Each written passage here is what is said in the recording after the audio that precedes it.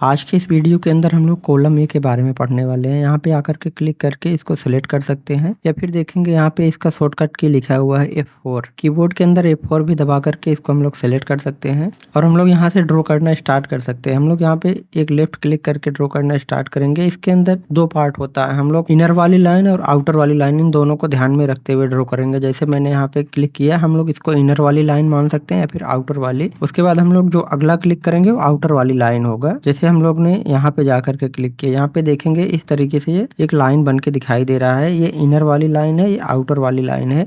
पहले हम लोग इनर वाली लाइन पे क्लिक करेंगे, उसके बाद हम लोग आउटर वाली लाइन पे क्लिक करेंगे, उसके बाद हम लोग रिटर्न फिर से इनर वाली लाइन पे क्लिक करेंगे। हम लोग यहाँ पे आकर के इस तरीके से क्लिक कर सकते हैं। ये इनर वाला दूसरा पॉइंट हो गया। उसके बाद हम लोग अगला पॉइंट यहाँ पे क्लिक करेंगे। हम लोग राइट क्लिक करके इसको कर्व कर सकते हैं, लेफ्ट क्लिक करके पॉइंटेड कॉर्नर बना सकते हैं। हम लोग यहाँ पे जैसे राइट क्लिक किए, फिर हम लोग अंदर के साइड आ जाएंगे। देखेंगे ये कनेक्टेड दिखाई दे रहा है, जिस साइड से कनेक्टेड दिखाई देगा उधर ही बनाना होगा। हम लोग यहाँ पे फिर से राइट क्लिक करते हैं। अब हम लोग देख रहे होंगे ये दूसरे साइड से कनेक्ट हो गया। इस तरीके से हम लोग इसके माध्यम से ड्रॉ कर सकते हैं। जिस टाइप का शेप हम लोग ड्रॉ करना चाहे ड्रॉ कर सकते हैं। मैं खाली एग्जांपल के लिए इस तरीके से ड्रॉ करके दिखाता हूँ। यहाँ पे इतना ड्रॉ करेंगे, देखेंगे उसके अकॉर्डिंग ये स्टिच का एंगल ले लिया। जो हम लोग ड्रॉ करने के टाइम देख रहे थे, सेम उसी तरीके से इसके स्टिच का एंगल लिया हुआ है। हम लोग यहाँ पे टी दबा करके देख सकते हैं। ये ऑब्जेक्ट बहुत बड़ा है, हम लोग इसको थोड़ा सा छोटा कर लेते हैं तो ये समझ में आएगा। इसमें अभी देख रहे होंगे इस तरीके का स्टिच लिया हुआ है। यहाँ पे हम लोग क्लिक करके इससे इस तरीके की चीज़ें बना सकते हैं। जैसे मैंने यहाँ पे लेफ्ट क्लिक किया, यहाँ पे राइट क्लिक करते हैं, यहाँ पे राइट क्लिक करते हैं, यहाँ पे लेफ्ट करते हैं और यहाँ पे आकर के लेफ्ट कर देते हैं। इस तरीके से हम लोग बनाएंगे। इस तरीके का क्लिप हम लोग बड़े आसानी से बना सकते हैं। उसके अलावा हम लोग इसके माध्यम से इस तरीके का पत्ते भी बना सकते हैं। मैं यहाँ पे आपको बना करके दिखा देता हूँ। सबसे पहले हम लोग रेफरेंस के लिए रन से इस तरीके से कुछ बना देते हैं, बाद में हम लोग इसी के ऊपर लीफ बनाएंगे। इस तरीके का लीफ आप लोगों ने बहुत सारे डिजाइनों के अंदर देखा होगा, जिसके अंदर यहाँ बीच से इस तरीके से कटा हुआ दिखाई देता है। इसके माध्यम से हम लोग इस तरीके के लिप को बहुत ही आसानी से, बहुत ही अच्छे से बना सकते हैं। थोड़ा सा बड़ा कर लेता हूँ, मैं यहाँ पे बना करके दिखाता हूँ। ये टूल लेंगे कॉलम में, उसके बाद यहाँ पे क्लिक करके हम लोग बनाना स्टार्ट कर सकते हैं। अगला क्लिक हम लोग यहाँ पे करेंगे, उसके बाद यहाँ पे करेंगे, उसके बाद यहाँ पे इस तरीके से हम लोग देखते हुए बनाएंगे। जो यहाँ पे लाइन लाइन दिखाई दे रहा है, इसी के हिसाब से वो एंगल पड़ेगा। इसको आप लोग ध्यान रखिएगा।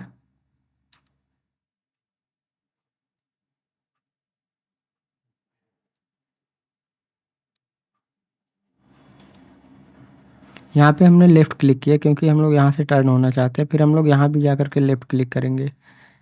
फिर सेम उसी तरीके से राइट राइट करते हुए हम लोग आगे बढ़ेंगे।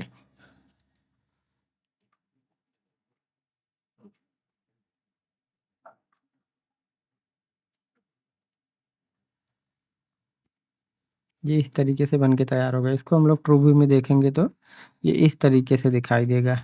तो अंडरले चालू है, हम लोग व्यू दबा देंगे, ये बंद हो जाएगा। ये अभी देख रहे होंगे इस तरीके से दिखाई दे रहा है। तो इस टूल का प्रयोग करके हम लोग बहुत ही आसानी से इस टाइप के शेप बना सकते हैं। इसका प्रयोग करके आप लोग और भी टाइप के शेप बना सकते हैं। जैसे मैं यहाँ पे कुछ और अलग टाइप का शेप बना के दिखा देता हूँ। यहाँ पे हम लोग इसी को सेलेक्ट करके बड़ा कर लेंगे इस तरीके से, और इसके अंदर हम लोग एक और इस तरीके का रन बना देते हैं। हम लोग यहाँ पे उस तरीके का कट वाला शेप बना करके दिखाते हैं, जैसा हमने उसके अंदर कॉम्प्लेक्स फिल के अंदर बनाया हुआ था। इसके माध्यम से हम लोग उस तरीके की चीज़ों को बना सकते हैं। यहाँ पे हम लोग इसको ले लेंगे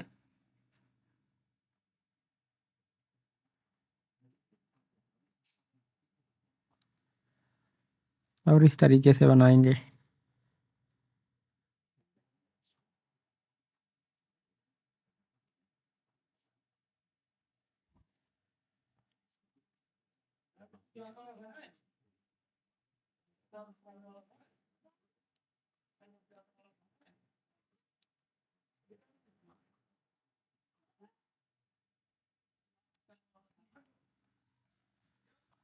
और यहाँ पे देख रहे होंगे इस तरीके का चीज़ बन के तैयार हो गया है। इसके अलावा हम लोग इसके प्रॉपर्टीज़ के बारे में देख लेते हैं। यहाँ पे देखेंगे इसका जो टाँके का लेंथ है, स्पेसिंग है, सब चीज़ें फिक्स है। हम लोग इसको चेंज कर सकते हैं। इसके लिए हमें ऑब्जेक्ट को बनाने के बाद सेलेक्ट करना होगा। सेलेक्ट करने के बाद देखेंगे ये पिंक कलर का इस तरीके से दिखाई दे रहा है।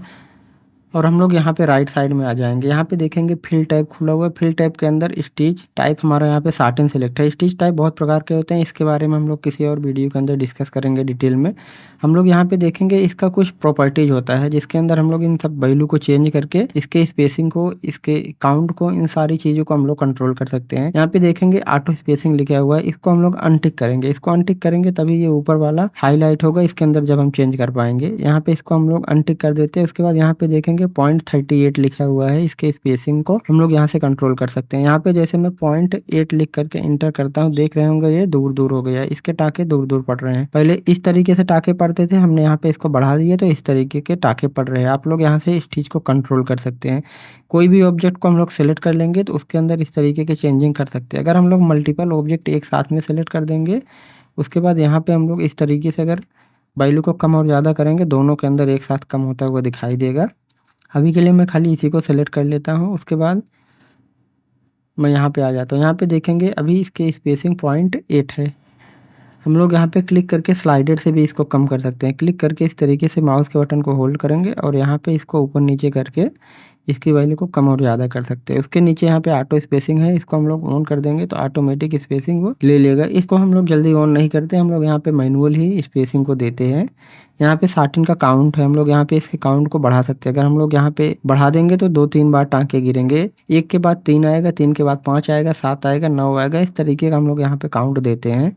उसके बाद यहाँ पे ऑटो स्प्लिट है, यहाँ पे क्लिक करके हम लोग स्प्लिट को निर्धारित कर सकते हैं कितने में ये स्प्लिट होगा। ये यहाँ पे ये इस तरीके से नहीं समझ में आ रहा है तो हम लोग यहाँ पे इस वाले ऑब्जेक्ट को सिलेक्ट करके थोड़ा सा बड़ा कर देते हैं इस तरीके से। अभी देख रहे होंगे यहाँ पे बीच में टाँके गिर रहे हैं, ये ऑटो स्प्लिट की वजह से गिर रहे हैं। हम लोग यहाँ पे इसको ऑन कर सकते हैं या ऑफ कर सकते हैं। अगर हम लोग यहाँ पे इसको ऑन करेंगे तो यहाँ पे टाँके गिरेंगे, 7 mm से बड़ा जो भी टाँका होगा यहाँ पे बीच में स्प्लिट हो जाएगा इस तरीके से। अगर हम लोग इसको 8 कर देंगे तो 8 mm से बड़े जो टाँके होंगे वही स्प्लिट होंगे। यहाँ पे कंट्रोल जेड करके देखते हैं तो यहाँ पे इतना हट गया है, इसको हम लोग यहाँ से कंट्रोल कर सकते हैं। अगर हम लोग 3 दे देंगे तो इस तरीके के 3-3 mm पे ये टाँके स्प्लिट हो जाएंगे। ये तो रहा कॉलम ए के बारे में। आप लोग यहाँ पे कोई भी इमेज को इंसर्ट करके या फिर वैसे ही कुछ से बनाने की कोशिश कर सकते हैं कॉलम ए का प्रयोग करके। नेक्स्ट वीडियो के अंदर हम लोग कॉलम बी के बारे में पढ़ेंगे।